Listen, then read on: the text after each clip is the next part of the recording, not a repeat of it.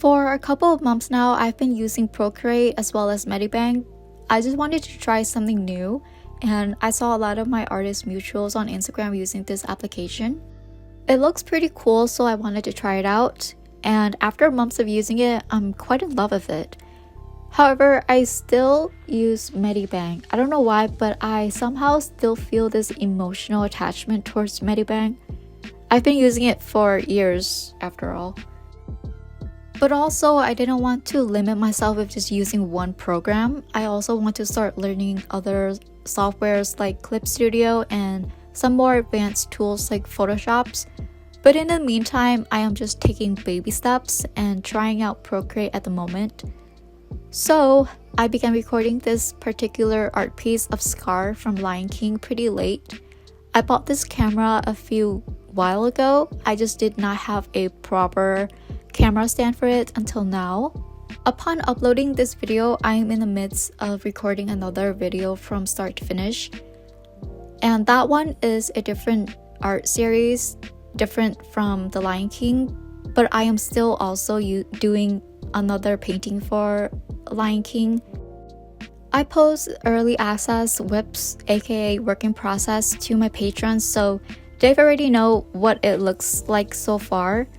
The series is pretty fun for me to draw, like the human interpretation art piece from animal to human. It gives like open art creativity for me to approach the art piece and how I interpret them in their human form.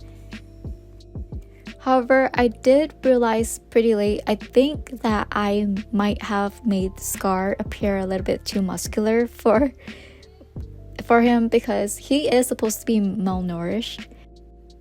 I also had some difficulty trying to style the men's outfit like Scar, Kavu, and Simba.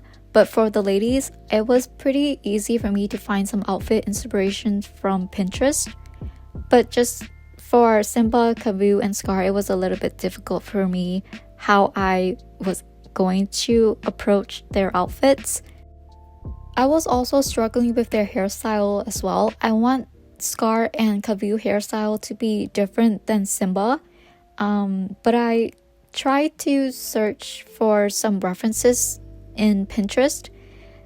It took me a couple of hours and I ended up not even using any of them and just came back to the reference photos that I've saved up initially. I want their hair to be somewhat similar to their animation characters, but still appear somewhat realistic that a real human can style, I mean.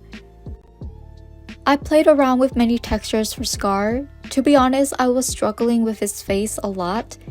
I told my patrons that it took me so long to even sketch his face.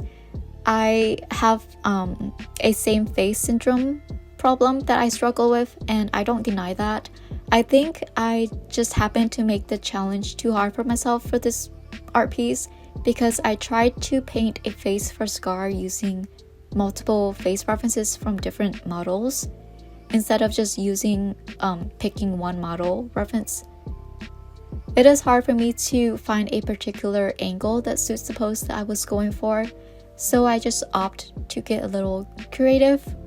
Turns out it is not easy and it took me so much longer, but it's worth the try and it helps to expand my skills on character design. I love to use the round brush, flat brush, or the pen brush to detail his skin. The smudge blends the colors so smoothly, it's one of my favorite features.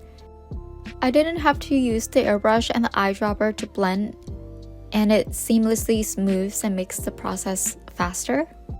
However, I don't really like the folder features for the layers in Procreate. I like the features in Medibang so much better. The layer features, I mean. The way I organize my layers in folders for Medibang, it allows me to move all the layers in the folders seamlessly, but for Procreate, you still have to go through in the individual layers to adjust the opacity. When in Medibang, I can just select the folder layer and adjust the opacity, and it will adjust every layer within that folder's opacity. But that's not something that I am too nitpicky about. I still love to use Procreate. When I get into deep concentration, I became too focused and didn't notice that the camera lighting became too dark. So I realized it after, and I tried my best to adjust the lighting to make it a little bit brighter, but this is the best I can do. So what I like about using Procreate so far is their lasso tool, grid tool, smudge tool, and its texture brushes. There is plenty of other reasons why I like Procreate, but I am more drawn to these things that I just mentioned because the tools work so much different compared to like Medibang, and I'm like quite new to this difference, so I was like, whoa, this is pretty cool. And using the tools from Procreate kind of helped improve my workflow. Also, I wanted to say that I did not have a proper desk to record and set up my camera, so I am sorry if the quality is bad. It's kind of weird to work and have the camera block portions of the view. Same thing with the reference pop-up. It blocks some of my canvas, which I don't really like it, and that is something that I need to get used to. On the other hand, for Medibang, the reference has its own location and it doesn't block my canvas like this in Procreate. And yes, I use a ton of references to help generate ideas. Sometimes it takes me so long until I click with an idea that I truly want to stick with. Brainstorming ideas can take me so long, it can take me like hours. It would be so much faster and easier if I were to like repaint one reference into like a photo study, but recently I want to take inspiration from different parts of various references to come up with my own artwork so that it looks somewhat new. I know I've said this a couple of times, especially to my patrons, but for those who are curious and notice the difference in the slight style change, I am trying out a rougher painting style similar to Willops. I hope I pronounced his name right, but I am hustling a bit lately and on my job, and I have to adapt my style for me to be able to work while also be able to post regularly. This is why you might see that my commission works are more cleaner and more detailed versus the works that I post to socialize and engage with my audience, or like to keep up with trends. But anyways, if you've watched this far, I want to say thank you for watching. I hope that you somehow enjoyed this video. I don't normally talk much because I'm not a very talkative person myself. Majority of my videos are just painting time-lapse and occasional tutorials, but if that is something you are interested in watching, you can browse through my channel. Other than that, I hope you all stay safe and take care.